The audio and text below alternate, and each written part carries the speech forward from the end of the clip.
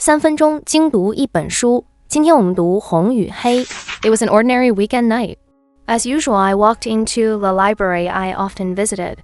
Moonlight streamed in through the tall glass windows, casting dappled shadows among the bookshelves.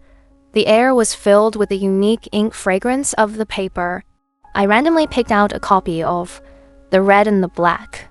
As soon as I opened the pages, a strange wind suddenly blew, and the scene of the library began to distort.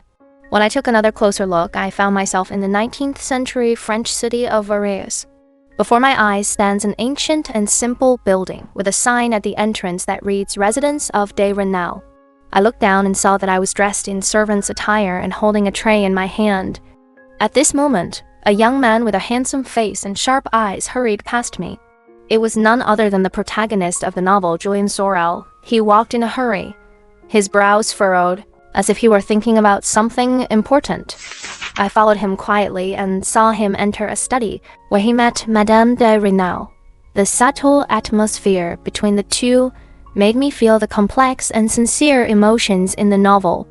I followed Julian through his intrigues and deceptions at the seminary, his indulgence in the upper class of Paris, until he ultimately met a tragic end. When Julian was sent to the Gauliet, my heart was filled with shock and regret. I deeply realized the helplessness of young people in that era under the solidification of social strata, and also understood Stendhal's profound criticism of society through this work. Before I could recover from the world of The Red and the Black, the surrounding scenes changed again. I found myself on a vast and boundless sea with a dilapidated small fishing boat undulating in the waves. An old man with dark skin and wrinkles all over his face on the boat was struggling to pull the fishing net. It was Santiago from The Old Man and the Sea. I hurried forward to help and fought with him against the big fish in the fishing net.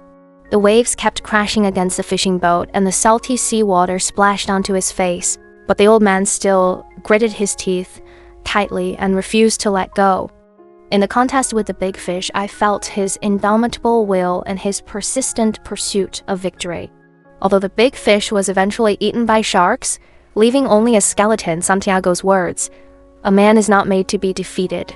You can destroy him, but you cannot defeat him," are deeply engraved in my heart. I have come to understand that the tough guy spirit depicted by Hemingway is not merely physical strength, but also an invincible spirit. This attitude of never giving up in the face of difficulties has given me endless strength.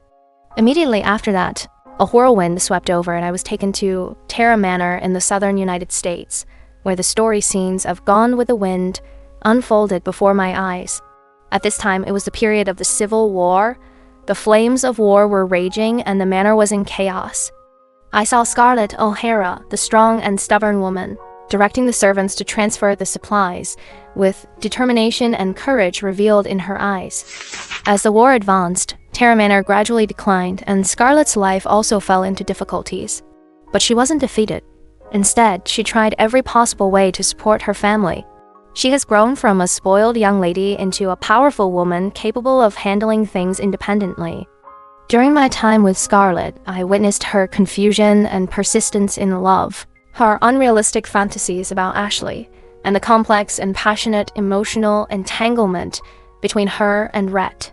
When Rhett finally chose to leave and Scarlett said, "After all, tomorrow is a new day," I saw the tenacity in her bones and also felt the belief of never giving up on life conveyed by this work. The scene changed again. I arrived at Thornfield Hall in the UK and stepped into the world of Jane Eyre. In a spacious classroom, I saw Jane Eyre giving a lesson to the students. Her expression was concentrated, and her eyes showed wisdom and determination. After class, I followed her to the garden, where she met Mr. Rochester. The conversation between the two was filled with the collision of ideas. Jane Eyre's spirit of pursuing equality and independence impressed me greatly. When she learned that Rochester already had a wife and resolutely chose to leave, I felt her commitment to dignity. She was unwilling to lose herself in an unequal love. I accompanied Jane Eyre through the hardships of wandering, witnessed her growth in difficult circumstances, and also saw her happiness when she finally met Rochester again. I deeply understood the pursuit of equality, freedom, and true love expressed by Charlotte Bronte through the story by women. Finally, I arrived at the small town of Macondo and stepped into the magical world of 100 Years of Solitude. The story of the Bonilla family unfolds here. I see Jose Arcadio Buendia and his family establishing Macondo, and I see the family members experiencing love, war, and power struggles on this land. The fantastical scene of the beauty Lamedes ascending to heaven while holding on to the bedsheet, and the solitary figure of Colonel Aureliano Buendia making the little goldfish, both made me feel the unique magical realism charm of this work. As time went by, the family gradually declined and was eventually wiped out of the earth by the hurricane. I deeply experienced the permanence of loneliness described by Marquez, as well as the cycle of time and the impermanence of fate. I also gained a deeper understanding of the history and culture of Latin America. When I came to my senses from this series of wonderful journeys through the sea of books, I found myself back in that corner of the library, still holding that copy of The Red and the Black in my hand. But at this moment, a huge change occurred in my heart. This night's experience made me no longer just a bystander, but a personal experience of the joys and sorrows, as well as the ups and downs of fate of the characters in these classic masterpieces.